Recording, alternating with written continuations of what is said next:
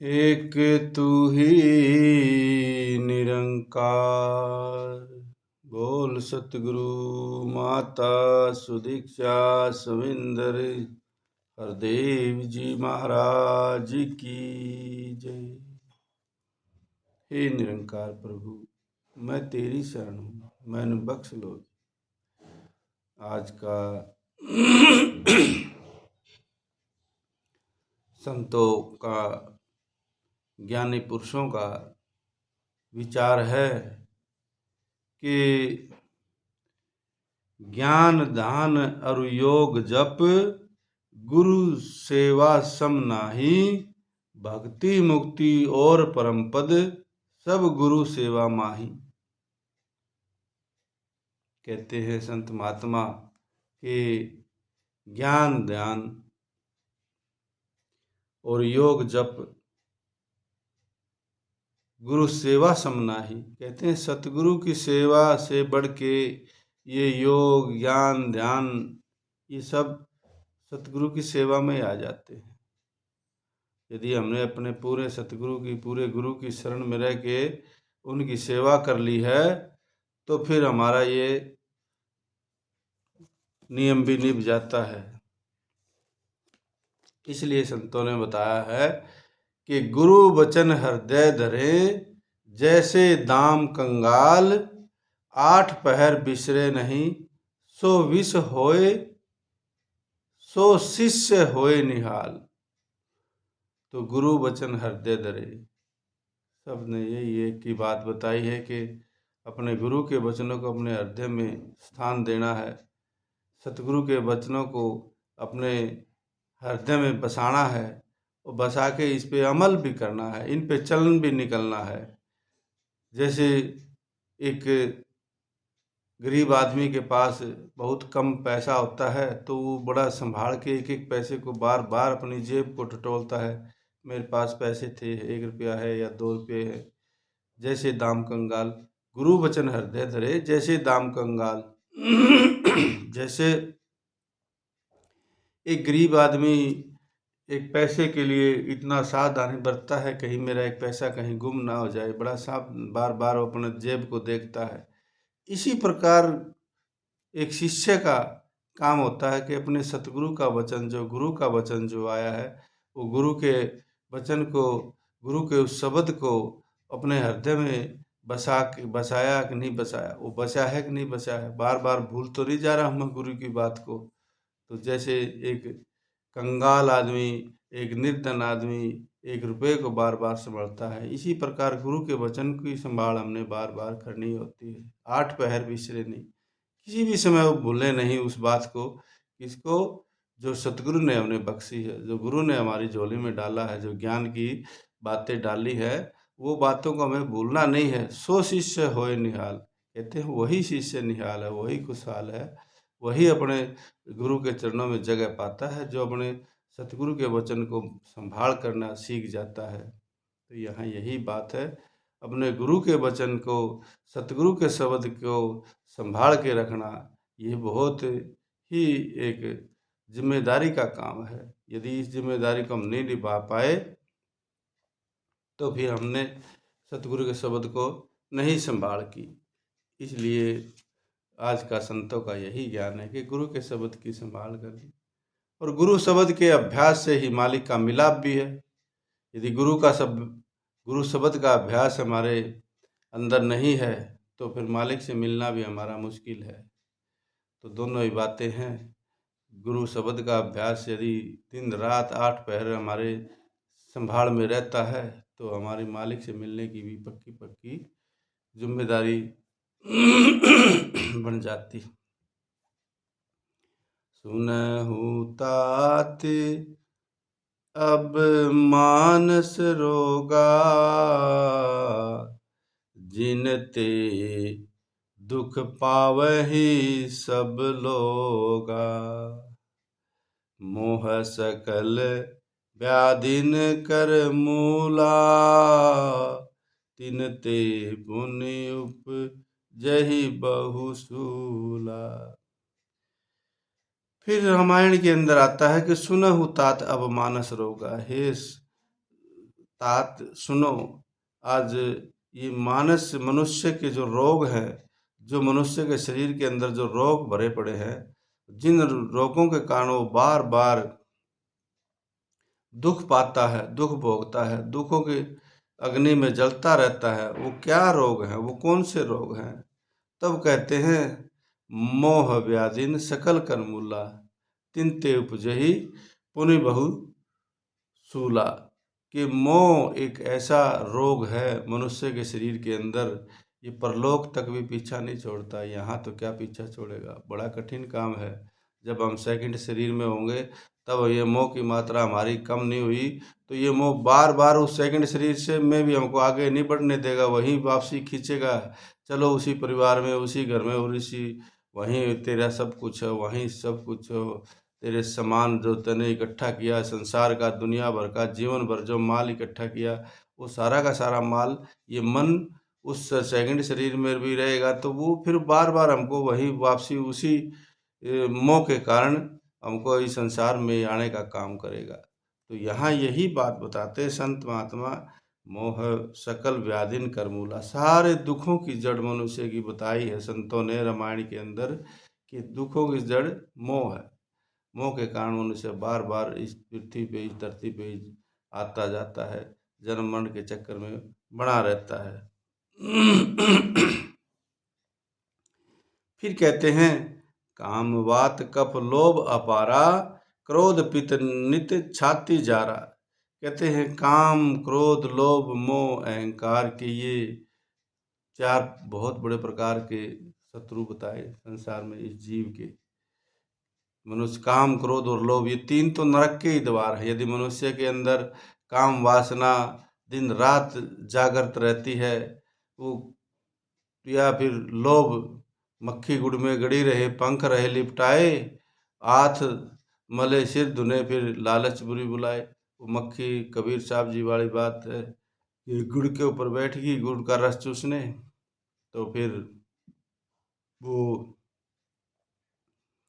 पंख भी उसके लिपटा गए, पाँव भी उसके लिपटा गए, अब उड़ नहीं पा रही है। तब हाथ मले और फिर पछताए, धुन धुन रोए कि अब क्या हुआ, अब तो मैं उड़ भी नहीं पा रही हूँ, मैं तो मरूंगी अब इसी में उलझ के।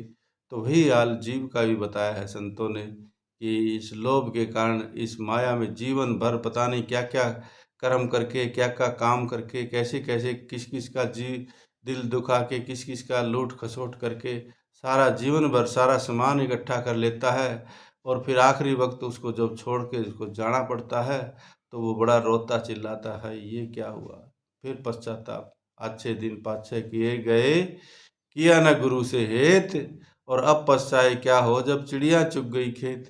तो उस समय आखिर में उसको बहुत पछतावा होता है, मैंने जीवन भर जिन कर्म मेहनत परिश्रम करके या जो भी जैसे भी काम करके मैंने सारा धन संपत्ति संसार की इकट्ठी करी, और अब मैं छोड़ के जा रहा हूँ। तो छोड़ते समय वो लोभ उसको छोड़ने देता, जीवन भर लोभ में बंधा रहा। आखिरी समय फिर उस मोह ने आके घेर लिया कि ये तो मेरा सामान है, मैंने इकट्ठा किया, मैं इसको छोड़ूंगा नहीं। फिर यमदूत, यम का क्या नाम संतों ने बताया है, फिर यम का राजा ये जीव के सारे रिश्ते नाते तोड़ेगा, और छोड़ेगा तो छोड़ेगा बस नाम की दौलत के सहारे छोड़ेगा। तो यहाँ बताया है कि आखिरी वक्त में ये मोह इस जीव को इतना बांध लेता है कि ये मेरा मेहनत जीवन भर के पसीने की, खून पसीने की कमाई है, मैं इसको छोड़ के नहीं जाऊंगा। और जब वो डर के मारे, भय के मारे, जब यमदूत अपना विकराल रूप दिखा देते हैं, और विकराल रूप देख के और डर के भय के मारे जब इस शरीर से बाहर निकल जाता है, तो कोई यम पास से बांध के फिर वो अंदर इस शरीर के अंदर उसको घुसने ही नहीं देते।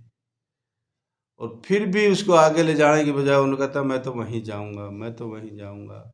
ये है मोह की और काम क्रोध लोभ की, ये तीन नरक के द्वार हैं। जीव को नरक में ले जाने के अलावा इनका कोई काम नहीं है। तो इसलिए संतों ने बार बार यही बताया है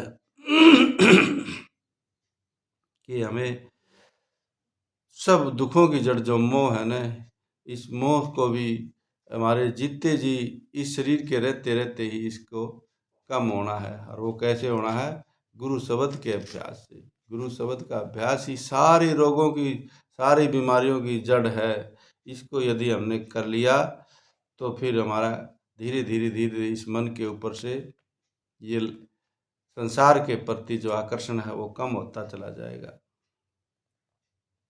फिर संत महात्मा कहते हैं कि मनुष्य की सच्ची कमाई वह जानी जाएगी जबकि वह सच्ची कमाई की युक्ति को जाने। अब हमारी संसार में आके हमारी सच्ची कमाई तो वही जानी जाएगी जो सच्ची कमाई करने का तरीका क्या है, सच्ची कमाई है क्या।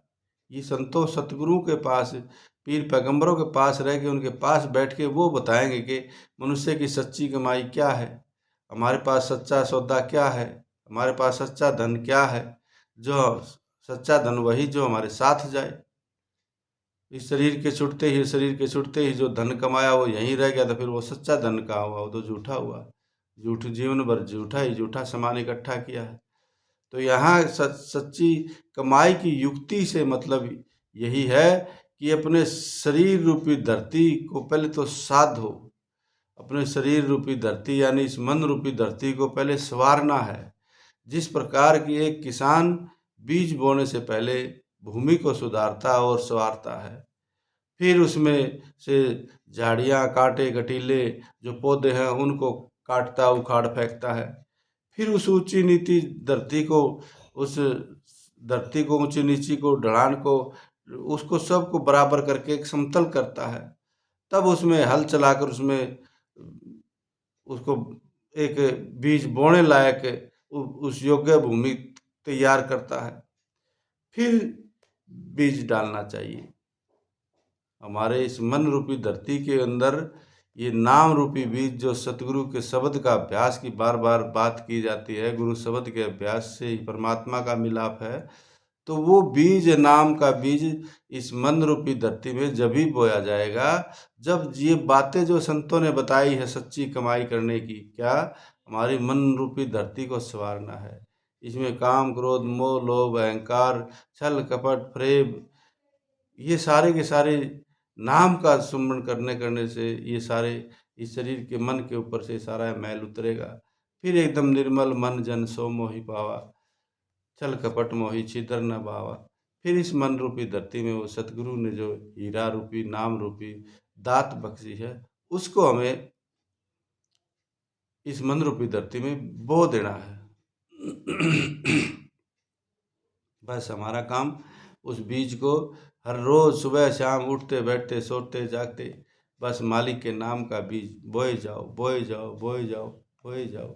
ये मन बार बार उनको काम क्रोध लोभ रूपी मिट्टी डालता रहेगा, उन बीजों को उपड़ने दे, हमने बोते जाना है, मन ने उनको नहीं उगने देना है। लेकिन एक दिन करते करते करते करते एक न एक दिन ये मन फिर समम तैयार हो जाएगा इस नाम जपने के लिए, नाम का बीज को बोने के लिए। फिर ये खुद ही, जब तक ये मन खुद नहीं लगता है तब तक हमें इसको जबरदस्ती लगाना पड़ेगा। तो जाने ते चीज ही कछु पापी, नासन पावहि जन परितापी। शोक हरस भय प्रीति वियोगी, मानस रोग कछुक में भोगी। तो जब बीज धरती तैयार हो जाती है तो फिर कहते हैं नाम रूपी बीज, उसमें मालिक का नाम, वो बीज नाम के सुमरण का बीज उसमें डालना चाहिए। यह सच्ची खेती है। यही सच्ची खेती बताई संतों ने कि नाम रूपी बीज इस मन रूपी धरती में बोने से हमारे सच्ची कमाई, सच्ची अच्छी खेती पैदा करने के लिए 4 बातों की जरूरत फिर संतों ने कहा है। जैसे पहले धरती को बनाना संवारना, दूसरा धरती को उसमें अच्छा बीज डालना, तीसरा उस धरती उस खेती को कांटे कटीले पौधे जो झाड़ भुजड़े हैं उन सबको उखाड़ के उनकी गुड़ाई नुड़ाई करते रहना, अर्थात जो उसमें असली फसल के साथ जो कांटे हैं पैदा होते हैं उनको भी समय समय पर उखाड़ कर फेंकते रहना है। और चौथे, फसल जब पकने पे तैयार होने पे आ जाए तो उसका होशियारी के साथ उसकी रखवाली करना है। तो ये भक्ति के अंदर भी यही बातों, एक चतुर किसान इन चारों ही बातों को ध्यान में रखता है, तभी अच्छी फसल भी प्राप्त करता है। प्रेमा भक्ति की खेती के लिए भी ये चारों बातें जरूरी है। इन चारों बातों को ही ध्यान में रखना होगा। पहले शरीर रूपी भूमि को इस प्रकार बना जाए कि उसमें ऊंच नीच और झाड़ झक्काड़ आदि विकार न रहे, अर्थात सत्य संगति द्वारा दुर्गुणों को दूर करके शुभ गुणों को बसाया जाए। दूसरा, साथ साथ उसमें गुरु शब्द का बीज, मालिक का नाम बो दिया जाए। समय आने पर यह बीज उपजता है। समय आने पर यह बीज पैदा भी होता है। साथ ही साथ कुछ अपने आप उगने वाले जो कांटे कटीले हैं, पैदा होने वाले हैं, उनको लड़ाई गुड़ाई की जरूरत होती है। अन्यथा ये कांटे कटीले बढ़कर अपनी इस फसल की उन्नति को रोक देंगे। और ये झाड़ियाँ, कांटे कटीले, ये क्या है? ये है, साहब ने आगे बताया है कि ये काम क्रोध मोह लोभ अहंकार, ये सारी की सारी चीज़ें हैं जो जीव को मालिक की भक्ति से दूर करने का काम करती है। तो इसलिए जपु तपु संजमु होहि जब राखे, कमलु भिक्षे मध्व समाई। संतों भक्तों की वाणी बड़ी विचारमय होती है, इसलिए हमें एक अच्छी फसल उठाने के लिए संतों ने विशेष प्रकार से बताया है कि जो जो धरती को संवारना, फिर उसको तैयार करना, फिर उसमें पानी खाद बीज डालना, फिर उसमें बीज बोना, फिर उसकी संभाल करना, पकने पर होशियारी के साथ उसका देखभाल करना, तो यही भक्ति का हाल है। अभी तो हमें भक्ति का बीज बोना है। भक्ति के बीज जब बो के पौधा बनेगा, पेड़ बनेगा, फिर उसके फल आएंगे, फल आने के बाद फिर तो और ज़्यादा, बहुत ज़्यादा संभाल की जरूरत पड़ेगी। तो इसलिए संतों ने बताया है कि बहुत ज़्यादा मेहनत परिश्रम तो शुरुआत में ही करनी पड़ती है। उसके बाद धीरे धीरे मन अपने आप अपना एक रास्ता बना लेता है, अपना एक रास्ता पकड़ लेता है। तो फिर हमें इतनी ज़्यादा मेहनत मशक्क़त करने की ज़रूरत नहीं पड़ती है। फिर तो बस नाम का दीप जल गया तो जल गया, उसको बुझने नहीं देना है किसी भी हाल में, किसी भी अवस्था में। तो यही बात संत महात्मा बार बार समझाते हैं कि तजी सभी भ्रम भजियो पार ब्रह्मु, तजी सभी भ्रम भजियो पार ब्रह्मु, कहू नानक अटल एहु धर्मु। कहते हैं कि जब इस मन के अंदर के सारे भ्रम का नाश हो जाता है, तब ये पार ब्रह्म परमात्मा की प्राप्ति भी हमें हो जाती है। इसलिए सारे भ्रमों को मिटाने के लिए हमें भ्रमों को मिटाना है। भ्रम कौन से हैं? भ्रम यही है कि अपने पराये का भेदभाव करना, भ्रम यही है कि अपने आप को ऊंचा मानना, दूसरे को नीचा मानना, भ्रम यही है कि संसार जो मिथ्या है इसको सदैव सच मानकर वैसा ही व्यवहार और इस्तेमाल करना। ये सभी भ्रम दूर हो जाते हैं जब प्रभु को याद करते हैं, प्रभु को, निराकार को अपना लेते हैं। इसलिए संसार में महापुरुषों ने ऐसा बर्ताव किया और सभी को यह देन भी दी। तभी कहा भी गया है, मानस की जात सभई एको पहचान बो। तो संतन के मन रहत है सबके हित की बात, और घट घट देखे अलग को पूछे जात न पात। सबके भलाई के लिए, सबके अच्छे के लिए, सबको ज्ञान की बात बताना, अच्छे रास्ता, अच्छा मार्ग बताना संतों का काम यही है। संत तो सबको यही बातें बताते हैं। फिर ये तो मनुष्य का मन है, उसने संसार में कितने जन्म लिए हैं, कितने जन्मों से वो मैल मन के अंदर, इस मन एक समुद्र के समान जब बताया संतों ने, इस मन रूपी समुद्र में कितने कितने कब से, कितने लंबे सफ़र से ये आत्मा चलती हुई आ रही है, और कहाँ कहाँ से, किस किस जन्म में इसने क्या क्या संस्कार इकट्ठे किए हैं। वो सारे संस्कारों का नाश, जो बुरे संस्कार हैं, हमारे साथ हम शरीर छोड़ेंगे तो हमारे संस्कार ही साथ जाएंगे। इनके कारण फिर हम आगे का हमारा प्रारब्ध भी बढ़ता जाता है, हमारी आगे की योनि का निर्धारण भी होता है। तो यही हमारे मन रूपी इस धरती में सुंदर विचारों का बीज बोया है। तो सुंदर विचार से सुंदर मन बनेगा, सुंदर मन से सुंदर बुद्धि बनेगी, सुंदर बुद्धि से स्वस्थ संस्कार बनेंगे, सुंदर संस्कार बनेंगे, और फिर हमारी आत्मा निहाल हो जाएगी और जन्म मरण के चक्कर से बाहर हो जाएगी। तो आज का सतगुरु माता जी का भी ज्ञान है, भक्त गुरु का दम दम पल पल बनकर दास ही रहता है, वही कर्म करता है गुरसिक जो सतगुरु कहता है। तो भक्त गुरु का, अपने सतगुरु का प्यारा जो भक्त है, अपने गुरु का जो प्रिय शिष्य है, वो हर समय हर पल अपने सतगुरु का दास ही बनकर रहता है, सेवादार ही बन के रहता है। जो गुरु का आदेश आए बस गुरु की बात को मान लेना, ये मन की बहुत ऊंचे मन की अवस्था की, दास की अवस्था कोई बहुत छोटी अवस्था नहीं है। दास बनना अपने सतगुरु का बहुत बड़ी महान एक ऊंची पदवी का मालिक बन जाता है, जो अपने सतगुरु का दास बन जाता है। कहने को तो दास है लेकिन अंदर से कुछ और ही है, तो वो अवस्था दास वाली नहीं बनती है। गुरु, भक्त गुरु का दम दम पल पल हर बनकर दास ही रहता है। तो हमारा मन हर समय गुरु चरणों से जुड़ा रहे, गुरु के ही ज्ञान की याद इस मन में बनी रहे।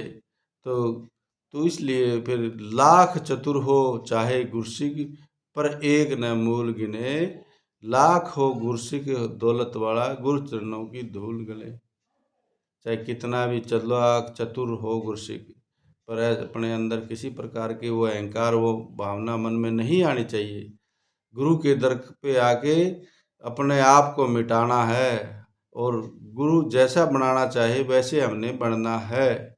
यही गुरु की, सच्चे भक्त की, सच्चे दास की यही एक दौलत होती है कि जो गुरु इस मन रूपी धरती में हीरे मोतियों जो बोता है बीज, वो ही हमने इस मन रूपी धरती में बोने हैं। अपनी मनमति वाला आचरण हमें नहीं करना, हमें गुरुमति वाला आचरण बना के रखना है। फिर कहते हैं, गुरु के दर पर आके गुरसिक अपना आप मिटाता है, अनजाने में भूल करे वह तो भी दिल डर जाता है।